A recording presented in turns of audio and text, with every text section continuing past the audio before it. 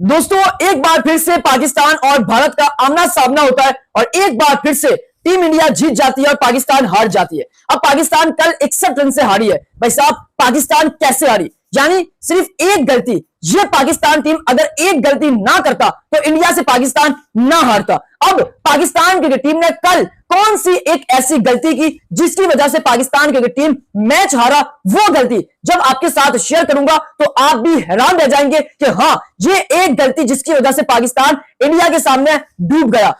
Pakistan cricket team ने कौन सी एक गलती की वो आपके साथ शेयर करूंगा। उसके अलावा जब पाकिस्तान 61 रन के मार्जिन से इंडिया से हारता है, उसके बाद जो पाकिस्तान के कोच माइक हैसन है वो पाकिस्तान क्रिकेट टीम के ऊपर शदीद गुस्सा करते हैं, लेकिन इन 4 खिलाड़ियों के ऊपर कोच माइक हैसन डबल गुस्सा करते हैं और इनको धमकी भी देते हैं कि आप पाकिस्तान टीम के लायक नहीं है। इन 4 खिलाड़ियों का वर्ल्ड कप के अंदर कोई काम नहीं है। कोच माइक हैसन ने किन 4 खिलाड़ियों को धमकी दी? कोच माइक हैसन ने किन 4 खिलाड़ियों को यह कहा कि आप पाकिस्तान टीम के लायक नहीं है? जब वो 4 नाम आपके साथ शेयर करूंगा तो आप हैरान रह जाएंगे, क्योंकि 4 बहुत ही हैरान कुन नाम है। लेकिन उससे पहले आप तमाम तरह से छोटी सी रिक्वेस्ट है, इस वीडियो को एंड तक देखना, क्योंकि एंड तक आपको बहुत सारे सरप्राइज मिलेंगे। मगर इस चैनल पर जितने भी नए व्यूवर्स हैं, तो इस वीडियो को लाइक और इस चैनल को सब्सक्राइब लाजमी करें। अब बात करते हैं, सबसे पहले पाकिस्तान और भारत के दरमियान कल मुकाबला होता है और भाई साहब उसके अंदर पाकिस्तान को शिकस्त का सामना करना पड़ता है। यानी एक बात तो कंफर्म है कि पाकिस्तान और भारत के दरमियान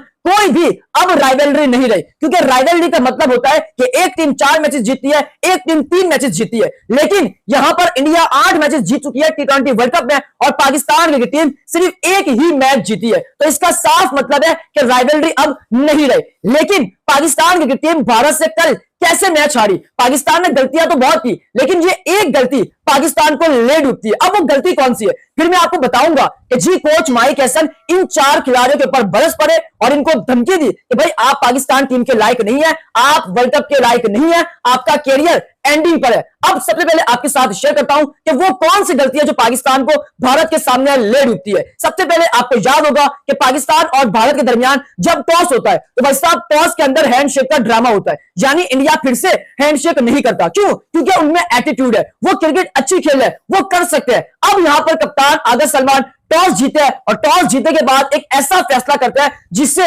पाकिस्तान का हर फैंस नाराज होता है। क्यों? क्योंकि सलमान अली आगा कहते हैं कि हम टॉस जीतकर चेस करेंगे, बॉलिंग करेंगे। मतलब पाकिस्तान टीम चेस में हमेशा हमें कमजोर नजर आई है और आगा सलमान ने कहा कि इस बार हम चेस करके दिखाएंगे। मानते हैं आगा सलमान ने कुछ रीड किया होगा पिच के अंदर, यानी ड्यू फैक्टर सब कुछ ध्यान में रखा होगा, उसके बाद ही फैसला किया होगा। लेकिन यह गलती पाकिस्तान की नहीं थी। पाकिस्तान जब चेस करने उतरा, पहले बॉलिंग करवाने मैदान में उतरा, तो भाई साहब पाकिस्तान की टीम के कप्तान पहला ओवर करवाने आते हैं और अभिषेक शर्मा जो हाइप बनते हैं उनको आउट कर दिया जाता है। मैंने कल लाइव में भी कहा था कि भाई इंडिया के पास अगर अभिषेक है वो आउट होता है, तो उनके पास ईशान किशन है वो आउट होता है, उनके पास रिंकू सिंह है वो आउट होता है, उनके पास हार्दिक पांड्या। सो उनके पास मल्टीपल ऑप्शन से कि भाई अगर एक आउट हो तो उनके पास दूसरा हथियार तैयार होता है। तो पाकिस्तान की टीम ने इंडिया के खिलाफ कल कोई प्लान नहीं किया, यानी अभिषेक शर्मा को पहले ओवर में आउट कर दिया। आगा सलमान ने जो कि अच्छा डिसीजन लिया, आगा सलमान बॉलिंग करवाने आए बड़े टाइम बाद, तो ये अच्छा फैसला था। लेकिन उसके बाद जब ईशान किशन मैदान में आते हैं, पिच के ऊपर खड़े होते हैं और जब वो चार्ज करते हैं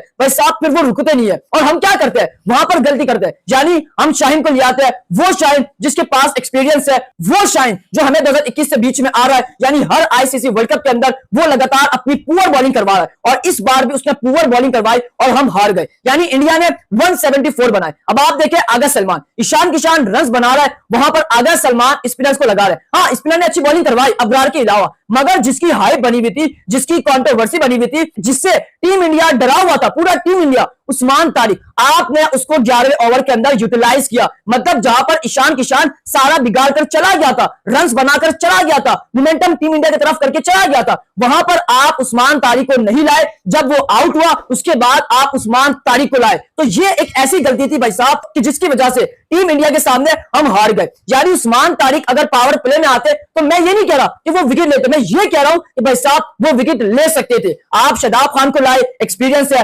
ऑलराउंडर है, घटिया फील्डिंग उसकी थी, घटिया बॉलिंग और घटिया बैटिंग, तीनों चीजों के अंदर वो हमें घटिया ही नजर आया। मतलब आप उसको किस बिहाफ पर लाए। अब आप देखिए फखर जमान टीम में नहीं है, ओ भाई फखर जमान को आपने पाकिस्तान क्रिकेट टीम में क्यों रखा है। मतलब मेरी समझ से बाला तर है, अगर आपको फखर जमान को खिलाना ही नहीं था तो भाई आप उसको लेकर ही ना जाते। आपने फखर जमान को बड़े गेम के अंदर मौका नहीं दिया, जो कि फखर जमान बड़े मैच का खिलाड़ी है, ये हम सब जानते हैं। आपने ख्वाजा नाफे को मौका नहीं दिया, हम सब जानते हैं कि ख्वाजा नाफे एक यंग लड़का है, लेकिन भाई साहब कभी कभी जो नया टैलेंट होता है वो आपको सरप्राइज कर देता है, और ये हमने देखा है अक्सर टीमों में। लेकिन आप इस तरह से फैसले नहीं लेते, जिसकी वजह से हमें इंडिया के सामने शिकस्त का सामना करना पड़ा।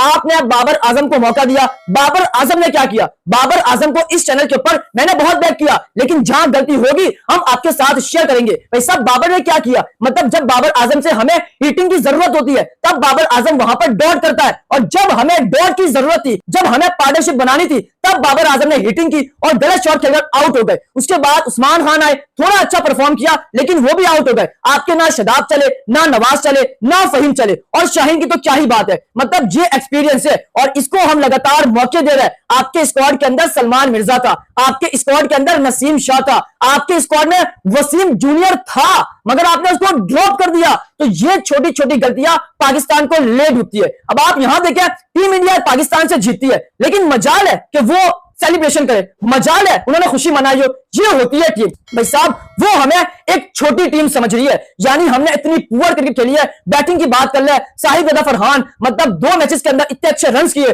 और इंडिया के अगेंस्ट प्रेशर में आ गए। साइम अयूब बॉलिंग से अच्छा किया, छक्का तुक्के में लग गया, उसके बाद यॉर्क बॉल को वो बुमराह की खेल नहीं पाए। और हमारे आगा सलमान मतलब जब 2 ओपनर्स आउट हो गए, प्रेशर पाकिस्तान के ऊपर बढ़ चुका है ऑलरेडी। आगा सलमान जिस ओवर में आउट हुए उस ओवर में छक्का भी आया, उस ओवर में चौका भी आया, उस ओवर में ट्रिपल रन भी आया, यानी टोटल 13 रन आ गए। उसके बावजूद आगा सलमान अटैक कर रहे हैं। यार ये किस तरह का आपका प्लान है। और आगा सलमान भी विकेट देकर चले जाते हैं। बाबर आजम मतलब उस्मान खान ने 2 चौके लगा दिए, उसके बावजूद वो अक्सर पटेल को हिट करने की कोशिश कर रहे हैं। तो ये पाकिस्तान की पुअर अप्रोच थी, जिसकी वजह से हमें शिकस्त मिली है। मतलब 174 पाकिस्तान ने आखिर कैसे बनवाया। भाई साहब पाकिस्तान ने शुरुआत अच्छी नहीं की, यानी पहला ओवर अच्छा गुजरा, उसके बाद 10 ओवर तक हमने पुअर बॉलिंग करवाई, लेकिन 10 ओवर के बाद हमारे स्पिनर छाए रहे, कमबैक किया। पाकिस्तान के स्पिनर ने जो इंडिया को रोक लिया था, लेकिन वहां पर 3 ऐसे नाम है, एक शाहीन, एक शदाब और एक अबरार, जिसके अंदर सबसे 2 इंपॉर्टेंट शाहीन और शदाब, इन्होंने पाकिस्तान को मरवाया। मतलब शाहीन 2 ओवर के अंदर लगभग 35 देते हैं, शदाब 1 ओवर के अंदर 17 देते हैं और अबरार 3 ओवर में 38। ये तीनों मिलाकर भाई साहब 6 ओवर के अंदर लगभग 90 रन देते हैं,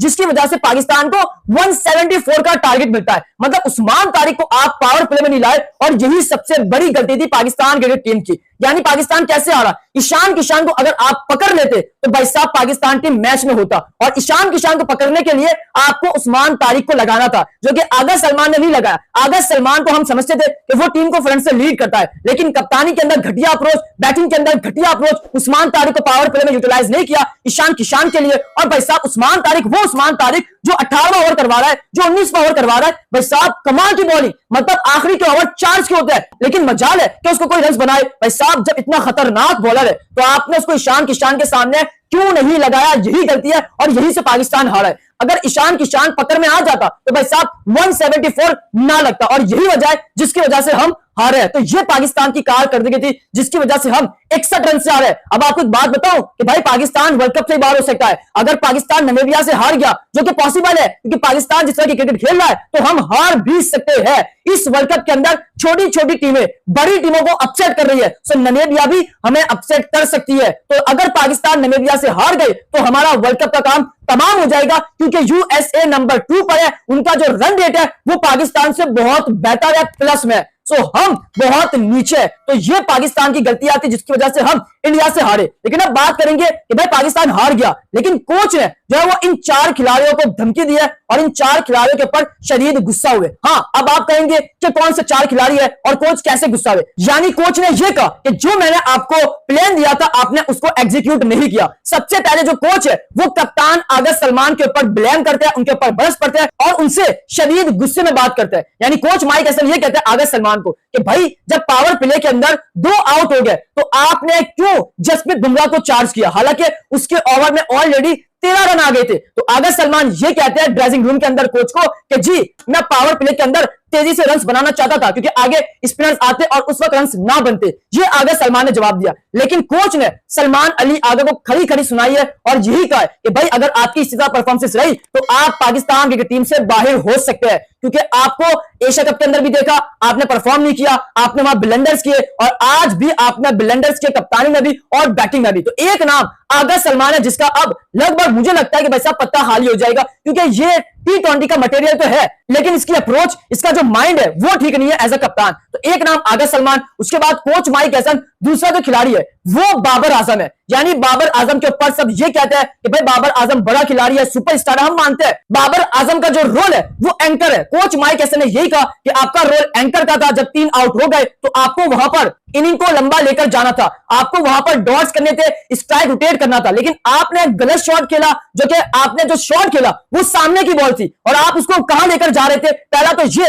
और दूसरा कि आपने जो है गलत शॉट खेला और उसकी वजह से पाकिस्तान प्रेशर में आ गया क्योंकि पाकिस्तान ने पावर प्ले में 4 विकेट दे दी थी। तो ये कोच माइक हैसन दूसरा खिलाड़ी बाबर आजम को क्रिटिसाइज करते हैं, उसके ऊपर गुस्सा करते हैं और यही कहते हैं कि इस हार का जिम्मेदार आप भी है। अब बहुत सारे लोग कहेंगे कि भाई बाबर आजम क्यों? यार बाबर आजम इसलिए क्योंकि बाबर आजम को लोग कहते हैं सीनियर खिलाड़ी है, बड़ा खिलाड़ी है, और बाबर ही सीनियर है। इंडिया के अगेंस्ट उसी ने ज्यादा मैचेस खेले हैं तो तजुर्बा तो उसे होना चाहिए, लेकिन वही फेल हो गया। तो भाई जब आपके सुपरस्टार, आपके हीरो कोई परफॉर्म ना करे बड़े मैच में तो भाई फिर वो आपके काम नहीं आते। तो दूसरा नाम बाबर जिसके ऊपर क्रिटिसाइज किया, गुस्सा किया कोच माइक हैसन ने, जो कि बनता था। तीसरा नाम शादाब खान। शादाब खान को लेकर तो बहुत माइक हैसन गुस्सा हो गए, यानी ना उसकी बॉलिंग अच्छी, ना उसकी बैटिंग अच्छी, ना ही उसकी फील्डिंग अच्छी, तीनों के अंदर वो आज हमें जीरो एफर्ट दिखाता हुआ नजर आया। जीरो उसकी एफर्ट थी, ना फील्डिंग अच्छी कर रहा है, ना बैटिंग और ना ही बॉलिंग। बॉलिंग के अंदर पहले ओवर में 17 रन। तो कोच माइक हैसन ये कहते हैं कि आप ऑलराउंडर है, आपको हम वाइस कप्तान बनाने का सोच रहे थे लेकिन आप इस काबिल नहीं लग रहे